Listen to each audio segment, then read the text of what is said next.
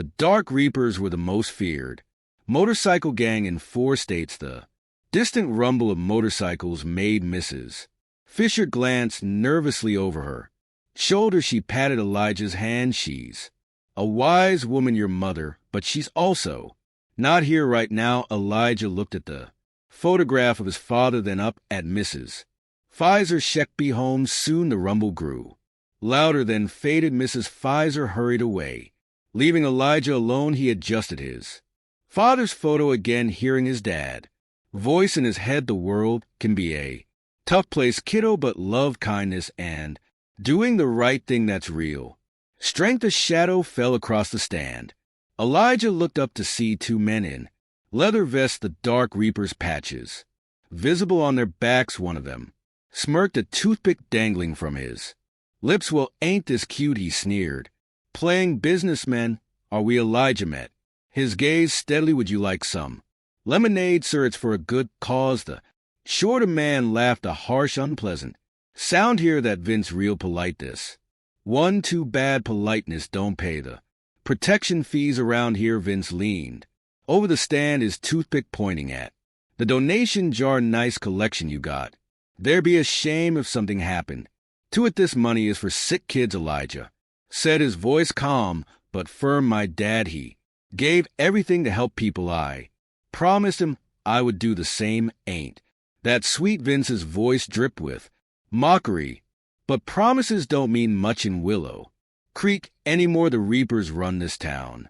Now remember that. They swaggered off, leaving behind the acrid smell of leather and cigarettes. Elijah watched them go, his father's words echoing in his mind. The hardest battles aren't fought with fists, they're fought with courage and conviction. Down the street, Ray McConnell stood in the doorway of his hardware store, watching the bikers leave. His jaw tightened as he reached for his phone.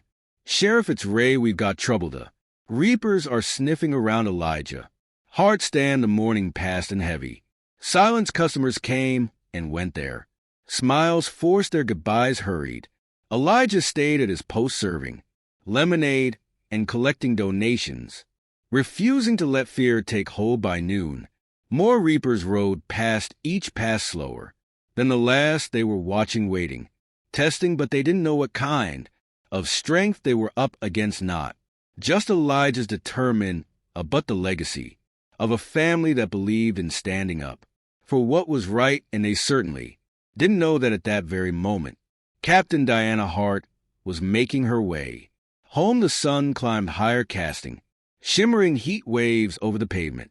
Elijah's stand remained a beacon of defiance, a small but resolute act of courage. When Diana arrived, her son's unwavering resolve was the first thing she noticed. Then she saw the damage, the scuffed with the shattered jar.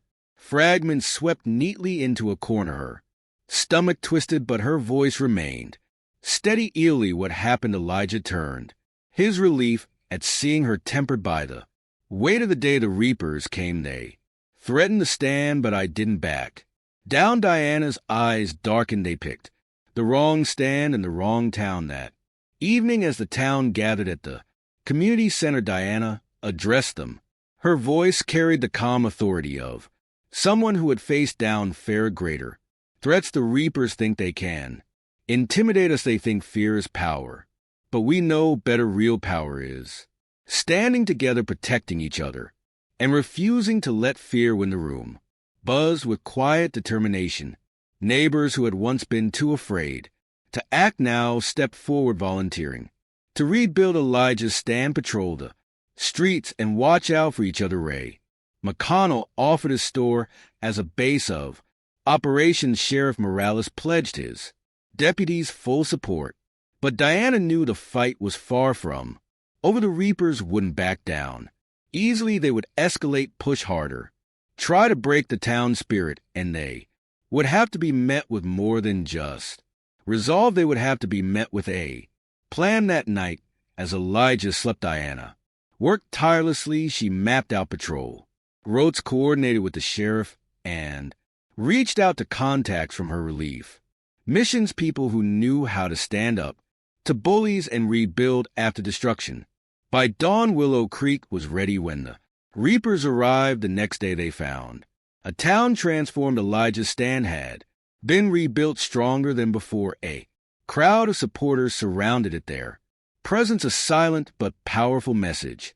We will not be intimidated. They crushed spirits, ruined lives, and ruled their territories with an iron grip. People whispered their name in hushed tones, afraid that even speaking it might bring them trouble. On a quiet summer morning in Willow Creek, they made a mistake that would shatter their fearsome reputation forever. They didn't just destroy a small boy's lemon, a stand. They crushed the dreams of a child who had spent his summer raising money for sick children, a boy who kept a photograph of his father, a firefighter who died saving lives, next to his donation jar.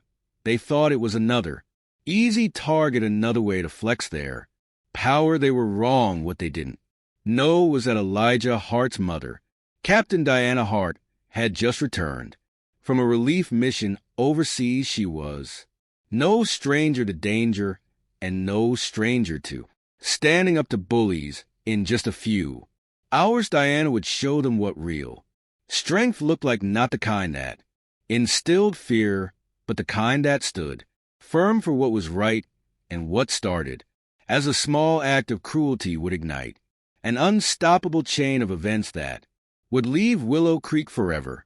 Change. The morning sun cast long shadows across the neatly mowed lawns of Willow Creek as Elijah adjusted the jars on his lemonade stand. Each one sparkled in the light, meticulously cleaned and labeled. His father had always told him that attention to detail mattered, and Elijah took that to heart. The stand itself, painted with blue and white stripes, was a project he and his mom had built together before her deployment. Next to his hand-lettered sign, Eli's Lemonade, all proceeds help kids at Riverbend Hospital, stood the framed photo of his dad. Elijah made sure it was perfectly centered, just the way he liked it. A familiar figure shuffled down the street, Mrs. Abigail Fisher, her cane tapping rhythmically against the pavement, approached with a warm smile.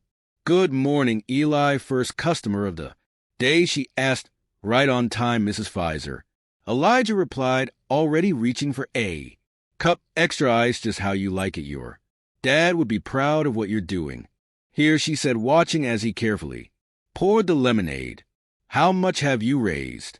"Now, almost enough for the new gaming system," Elijah said, his voice steady but full of hope. "Dr. Nichols says it helps the kids feel less scared during their treatments." Mrs. Pfizer placed a $20 bill into the donation jar, her smile faltering slightly. "Be careful today, dear. There's been talk about the reapers roaming around." Elijah's hands tightened briefly on the jar before he straightened his shoulders. "Mom says courage isn't about not being scared. It's about doing what's right even when you are scared." Vince and his crew dismounted, their smirks faltering as they took in the scene. "What's this?" he sneered, trying to mask his unease. "A block party." Diana stepped forward, her uniform crisp, her gaze unwavering. "No, Vince, this is a community standing together, and you're not welcome here." The tension was palpable, the air thick with unspoken challenges, but Diana's voice cut through it like steel. "You think fear makes you strong? Let me show you what real strength looks like." Before Vince could respond, a line of sheriff's cars pulled up behind him, lights flashing. Deputies stepped out, hands on their holsters. "You're done here," Sheriff Morales said. Firmly outnumbered and outmaneuvered, the reapers had no choice but to retreat. But as they roared away, Vince shouted over his shoulder, "This isn't over, Diana. Watch them go." Her expression unreadable. "They'll be back," she said quietly. "Let them come," Elijah replied, standing beside her. "We're ready." What followed was a tense standoff that lasted weeks. The reapers tried every tactic in their arsenal: intimidation, vandalism, threats, but each time they were met with calm resistance. The community refused to back down, their unity growing stronger with each confrontation. Finally, the day came when The Reapers made their last stand. A convoy of bikes descended on Willow, creaked their engines roaring like thunder. Vince led the charge, his face twisted. "With fury you think you can beat us," he shouted as they approached the town. Square Diana stepped forward, flanked by Sheriff Morales and Ray McConnell. "This isn't about beating you," she said. "It's about showing you that fear doesn't work here anymore." The Reapers hesitated, their bravado faltering as they took in the crowd. Families, shopkeepers, teenagers, and elderly residents stood shoulder to shoulder, their faces calm but resolute. Elijah stood at the front holding his father's photograph. "Leave," Diana said, her voice steady, "or stay and face the consequences. Either way, this ends today." For a moment it seemed Vince might argue, but something in Diana's gaze and the unyielding strength of the people behind her broke through his bravado. With a snarl, he turned his bike around. One by one, the Reapers followed, their engines fading into the distance. When they were gone, the crowd erupted in cheers. Elijah turned to his mom, his face glowing with pride. "We did it, Mom." Diana smiled, pulling him into a hug. "No, Eli, you did it. You reminded all of us what real courage looks like." From that day on, the Dark Reapers never returned to Willow Creek. The town had faced its fears and emerged stronger, united, and more determined than ever to protect what mattered most. And at the center of it all was a small lemonade stand, of boys' unbreakable spirit and a mother's unwavering love.